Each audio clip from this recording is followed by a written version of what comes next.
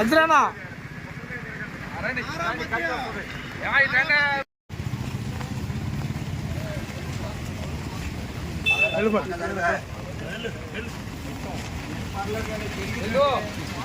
చూడమ్మా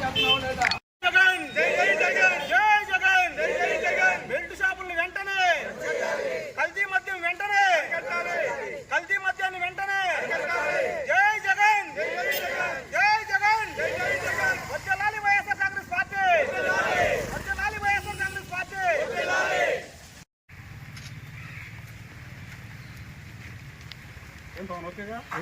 కల్తీ మద్యాన్ని కల్తీ మద్యాన్ని వెంటనే జై జగన్ జై జగన్ వచ్చేలాలి వైఎస్ఆర్ కాంగ్రెస్ పార్టీ వచ్చేలాలి వైఎస్ఆర్ కాంగ్రెస్ పార్టీ. మరి ఈ రోజున వైఎస్ఆర్ కాంగ్రెస్ పార్టీ అధ్యక్షులు ఆంధ్ర రాష్ట్ర మాజీ ముఖ్యమంత్రి వైఎస్ జగన్మోహన్ రెడ్డి గారి ఆదేశాల మేరకు మరి ఈ రోజున బాపట్ల మాజీ శాసనసభ్యులు ఆంధ్ర రాష్ట్ర డిప్యూటీ స్పీకర్ కోన రఘుపతి గారి సారథ్యంలో ఈరోజు బాపట్ల నియోజకవర్గానికి సంబంధించి ఎక్సైజ్ ఆఫీస్ దగ్గర రావడం జరిగింది.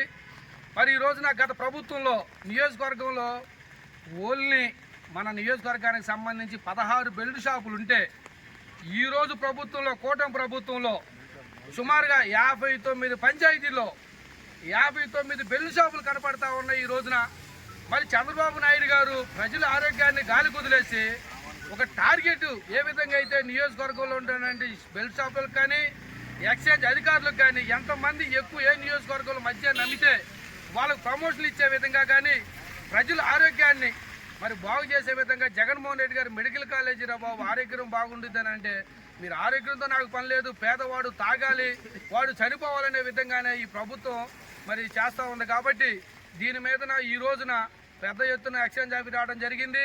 ఈ కల్తీ మద్యాన్ని మరి రాష్ట్ర వ్యాప్తంగా మన అందరం చూస్తూనే ఉన్నాం. మరి బాపట్ల నియోజకవర్గంలో ప్రజలందరూ గమనించాలి, తాగే వాళ్ళంతా కూడా మనం తాగేది కల్తీ మద్యమా ఒరిజినల్ మద్యం అనేది కూడా మరి ప్రభుత్వం నడిపిందనంటే ఈ అవకతవకలు జరిగే పరిస్థితి అయితే రాదు.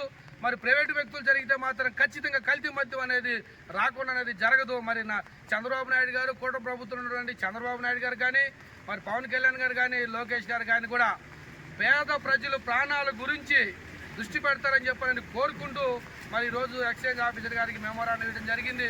రాబోయే భవిష్యత్తులో కూడా మరి ఇలాంటి జరగకుండా పునరావృతం కాకుండా చూస్తారని చెప్పనని మేము ఆశిస్తున్నాం. ఊళ్ళో 4 షాపులు చంద్రబాబు నాయుడు ప్రతిపక్షంలో ఉన్నప్పుడు తక్కువ రేటుకే నాణ్యమైన మందు ఇస్తానన్నాడు. కానీ చంద్రబాబు నాయుడు గెలిచిన తర్వాత తన కార్యకర్తలు నాయకుల చేత ఊరు వాడ ఒక కుటీర పరిశ్రమలాగా నకిలీ మద్యాన్ని తయారు చేయించి వాళ్ళ కార్యకర్తల చేత బెల్ట్ షాపులు పెట్టించి భారీ స్థాయిలో డబ్బు గుంజుకుంటున్నాడు.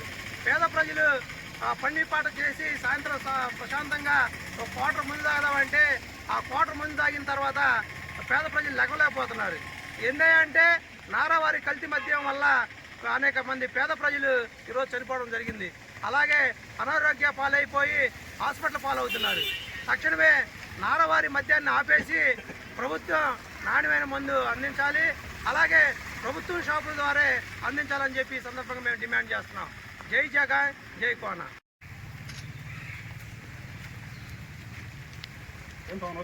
ఓకే.